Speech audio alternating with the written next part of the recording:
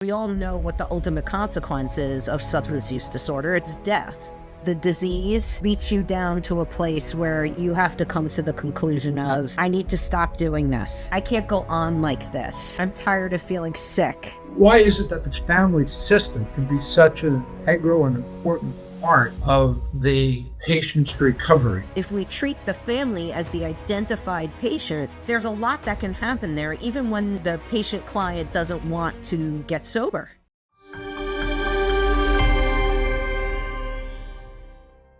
Hello, I'm Coach Robert Wick, and today I'm excited, truly excited, because I'm joined by a friend of mine who I just have a great deal of respect for, her coaching style, her mannerism, and how she actually impacts and helps other people. And her name is Vanessa. And Vanessa is a certified clinician, therapist, a whole lot of initials at the end of your name that I can't remember. But having said that, I'd just like to take a moment, Vanessa, if you wouldn't mind, and just introduce yourself and tell us a little bit about who you are and what you do.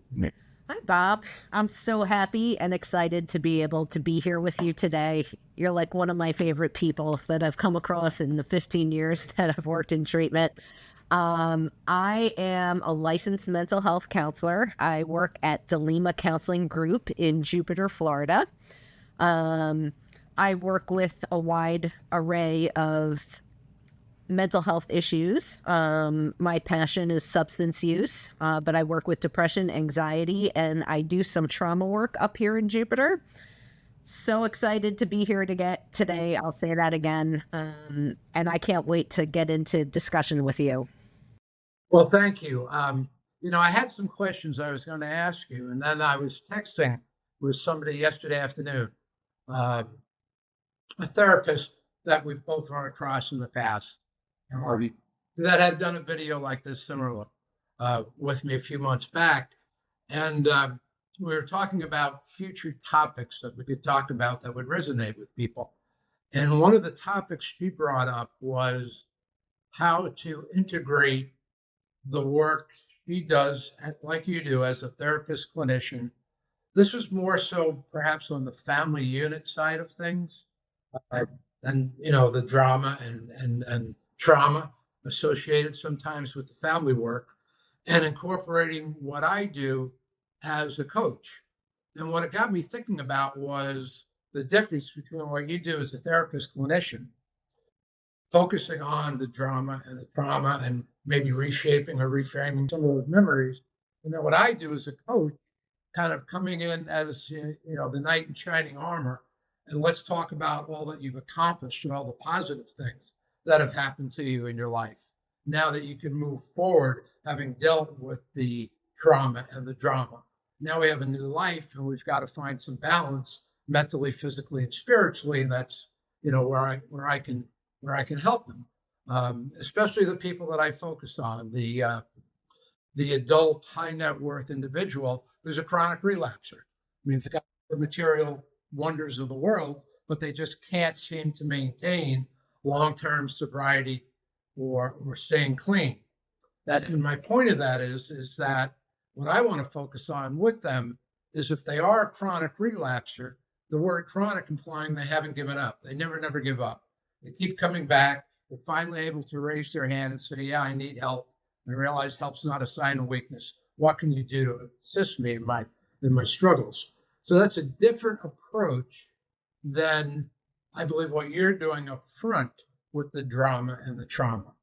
But I think there's a natural progression there. And it just struck me last night is you'll work with them up front, and then when they're at a point of perhaps stability with some certain issues, whether individually with the family unit or whatever, I can come in and perhaps take them now to a different level.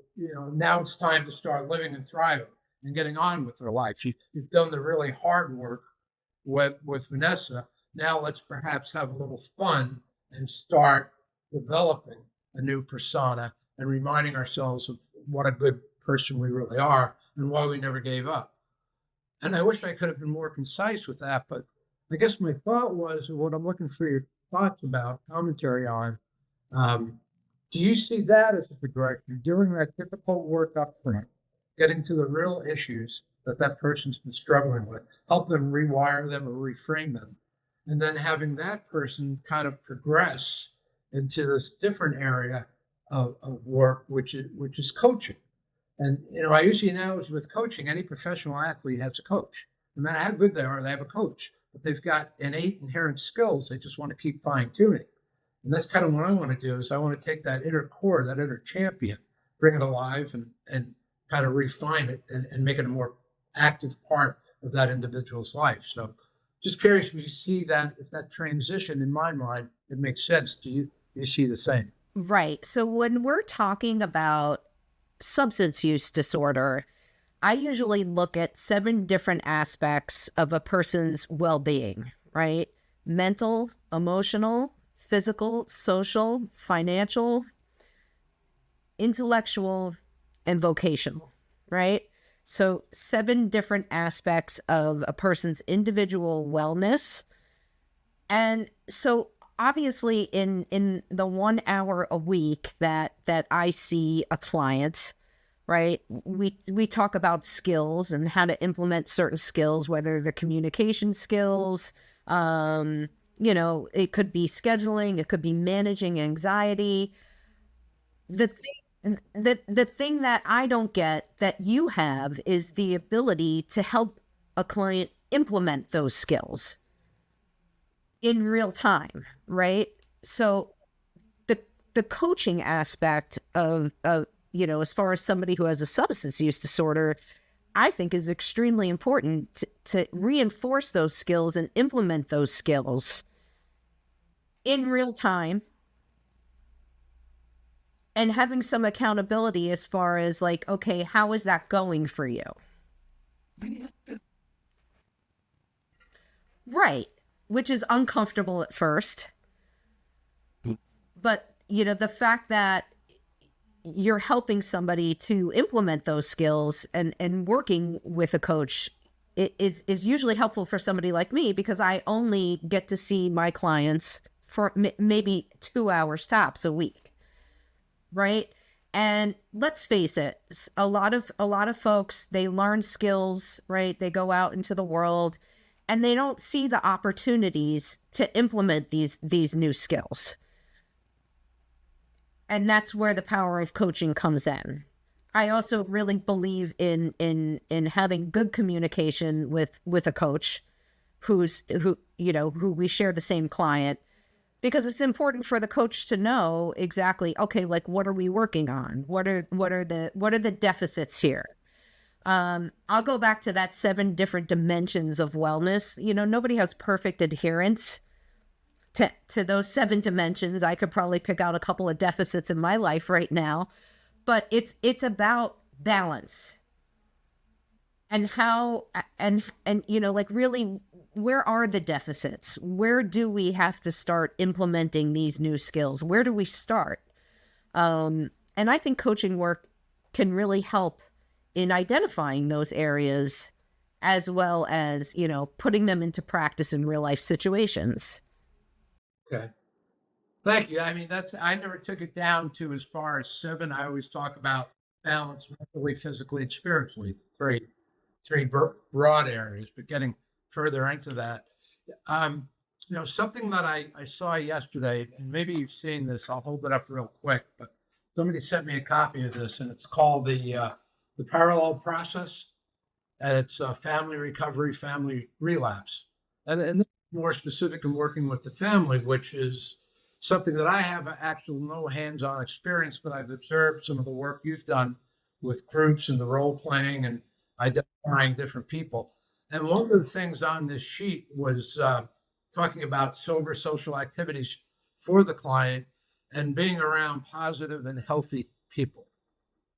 And my thought was on that, my reaction when I read it is the people that I'm working with are the high end people. I mean, they've got a lot of money, whether they inherited it, whether they built a business, whatever. But they have the houses, the cars, the horses, they got all the toys. But they're surrounded by a lot of people, oftentimes employees, that quite frankly are kissing their ass all the time, telling them what they think this person, the client, wants to hear. And my reaction to, surrounding yourself with positive and healthy people, yourself being the client, is that that's not necessarily the people you want to be around that are telling you what you want to hear, just to be in your good graces or maybe benefit from your wealth or, whatever it might be. Um, in your experience, and I guess where I'm leading to is in the work we do respectively, sometimes you have to be very direct and blunt with people and tell them some things that they absolutely just don't want to hear. They probably know it already to a certain degree, but sometimes the truth hurts, as the expression goes. How do you handle that in your personal style in having to deliver some hard truths? It depends upon my rapport with a client. But I'm pretty direct, right? So I don't I don't like to beat around the bush, and I'm not big with like pleasantries. At some point there needs to be an honest conversation about, the sober support network. And I'll go back to this 7 dimensions of wellness, this social aspect. And in social is, family, friends, coworkers, the people that you surround yourself with. Mhm. And folks that are on the payroll aren't exactly going to call it as they see it, right? One of the biggest words that we use in substance use is enabling, right? And a lot of times I don't think enabling is done on purpose to derail somebody who's trying to maintain sobriety, but it is are the people you're surrounding yourself with enabling for their own benefit? Are they enabling because this is the family system that they've come from, right? Where you see something but you don't say something. And it's difficult. It's even difficult for me sometimes as a clinician. There are times in my gut where I feel, something's off, and I don't call it out, and then I let it sit, and I have some strong feelings like, okay, I should have said something. Um, Right. And do I want to say something? What if I'm wrong? I don't want to offend anybody. And then there's another part of me where if it's really, really evident and obvious, I must say something. And so, you know, do you want to be liked, or do you want to help this person make progress in their life? Because we all know what the ultimate consequence is of substance use disorder. It's death. Absolutely. The reason I ask that, because I kind of struggle with it myself sometimes, because my personality naturally, people will say, yeah, nice guy Bob, he's an easygoing fellow, whatever, or my warped sense of humor, but people get along with me. Um, but where I had first struggled with this, actually, the person I'm visiting this afternoon, this was months ago, having to tell them that as much as we've become close personal friends, at a pretty deep level and sharing things back and forth, there's some observations, some things I need to point out to you that maybe they're not going to feel good to you. But the fact is, if I'm a true good friend in our relationship, whether it's coaching or just a friend, I'm not necessarily here to be just your best friend. If I truly want to be of value to you in the work you're doing on your chronic relapse behavior. And, I paused, almost like I'm pausing now talking about it, because it was hard for me I didn't want to feel like I was going to hurt them or offend them. But at the end of the day, there was some crap this guy needed to hear. Um, and it was uncomfortable. And I still kind of struggle with that a little bit. Yeah, my experience has been that you have a 50-50 shot. 50% of folks will appreciate your honesty and being direct, and another 50% will hide from you or really struggle with your honesty or when you speak your truth of as to what you're seeing. I worked with a woman who once used to say, behaviors don't lie, right? So your actions or lack of action, that kind of needs to be observed and then fed back to whoever you're working with. That's so true, because in this particular instance, um, I hit something the other day and it showed that the past year, this individual and I had exchanged north of 900 texts. That's a lot of freaking text. And I knew we texted a lot, but I had no idea it was that hard. But there was a period shortly after we had what for me was an uncomfortable conversation, that the conversations between us went quiet real quickly and for a while. Then they kind of slowly, gradually started coming back to where now it's like the conversation never had. But I think it was a setback, I guess, in the relationship. But the positive is it gave that person something to consider, to think about, reflect on, and I think in the long term, it's helped them. Okay, I did have a couple of questions that I had gone over with Sergio in the past, more because I so highly value your opinion, and I mean that sincerely. You've got a lot more experience in the work that we do on our own individual styles than I have. So your experience and opinion are very, very valuable to me. And one of those questions does relate back again to the family system. And why is it, do you think? And I was never this keenly aware of it. That why is it that the family system can be such an integral and important part of the patient's recovery, especially from my perspective, the patient that's a chronic relapser. They don't give up, they keep trying, but life keeps coming at them, and eventually, they pick up. And I've never spent a lot of time considering the role of the family. So if I broad question, but your thoughts on that, if you wouldn't mind? Okay, so it's my belief, and I think it is the research, that when family is involved in the recovery process, the client/patient in question's odds of recovery shoot up. That's my understanding. It has always been my understanding, is that the more involved family is, because we operate within a system, right? If you think about a car doesn't run without an engine.